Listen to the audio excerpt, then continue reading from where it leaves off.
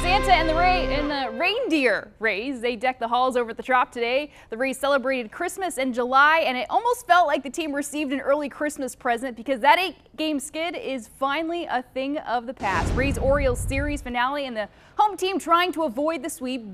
Out of the gate, Evan Longoria turns on this fastball and sends it deep left. That is his 20th home run of the season. Tied ball game at 1 apiece.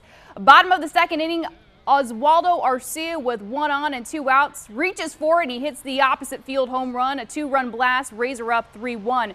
Same score in the third now, and Brad Miller, he continued this home run clinic at the Trop.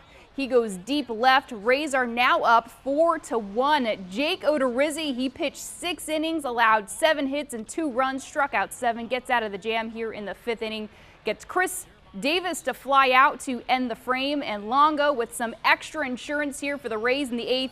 Another solo blast. Rays win it 5-2. They snap an 8-game skid and they head out on a 9-game road trip starting tomorrow at Colorado.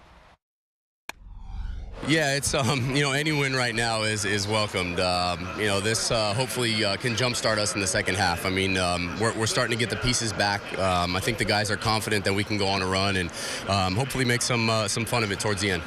And before the game, Alex Cobb threw a bullpen session. He pitched in a couple of rehab starts in Charlotte over the last week and a half, pitching just 2/3 of an inning. In an inning in the second game. Cobb is expected to throw another bullpen this week before making another rehab start. Within the last month, the Lightning have re-signed Steven Stamkos, Victor Hedman, Andrei Vasilevsky, and today they re-signed forward Alex Killorn. The Bolts are doing what they set out to do this offseason, and that's keeping their core of young players together.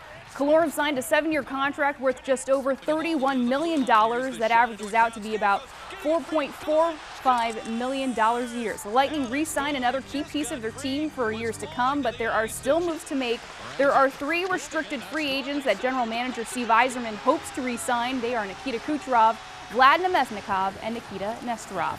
Phil Mickelson and Henrik Stenson traded lead all day today during today's final round of the Open Championship. It was one of the best final rounds in a major in recent history. This was a pairing for the ages. Let's head out to the par 5 fourth. Mickelson and Stenson tied for first. Lefty with the putt for eagle, and it drops into the cup. That puts him ahead by a shot there. 9 birdies, 1 eagle, and a bogey through 10 holes between these two guys. At 14 now, the pair are tied again, and Stenson sinks the birdie to take advantage. Next hole, this time it is a long putt for birdie, and Stenson just a beautiful putt. He drains this 50-footer, no problem. That gives the Swede a 2-shot lead over Mickelson. Lefty making a charge here, and how about this approach shot at the par 5 16th? He puts himself in position for an eagle, a long one at that, and it looks like he might sink this one too, but no, the ball is just going to sit on the edge of the cup there. Mickelson taps it in for birdie, as would Stenson, so he is still ahead by 2 shots. Final hole, Stenson caps off his spectacular day of golf with another birdie to seal his first win at a major. His 20-under finish is the lowest scoring record in the Open Championship, and all along Stenson said he knew this was it for him. I felt like this was going to be my turn. Really?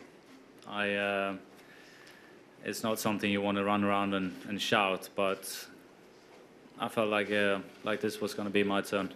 I knew I was going to have to battle back if it wasn't, but I think that was the extra self-belief that made me go all the way this week. So Stenson wins his first major with a 3-stroke victory over Phil Mickelson. The rest of the top 5 were more than 10 shots off of the lead. J.B. Holmes was 3rd at 6 under par. Steve Stricker was 5 under for the tournament, and Rory McIlroy, one of 3 to tie for 5th at 4 under par. To NASCAR now, Alex Bowman filling in for Dale Jr. at today's New Hampshire 301. 44 laps to go, and Matt Kenseth, he makes the pass on the inside of Martin Truex Jr. heading into turn 1. And Bowman, well, he had a great day until this. He gets a flat tire, hits the wall, and Bowman would go on to finish 26th today. Kenseth was in cruise control late in the race. He took the checkers at Loudon, his 2nd victory of the season. Well, new Miami football coach Mark Richt took some of his coaches with him from his Georgia Bulldogs staff, and he also took one of his favorite traditions to Coral Gables. Watch this. While in Athens, Coach Richt unofficially kicked off the college football season by performing a backflip off of the high dive. And so the tradition continues on at Miami, where Richt has taken over as their new head football coach. It's something that Richt has done every season as part of a team building exercise. And he's gotten pretty good at it, might I add. And speaking of football, Bucs training camp kicks off in a week and a half, guys.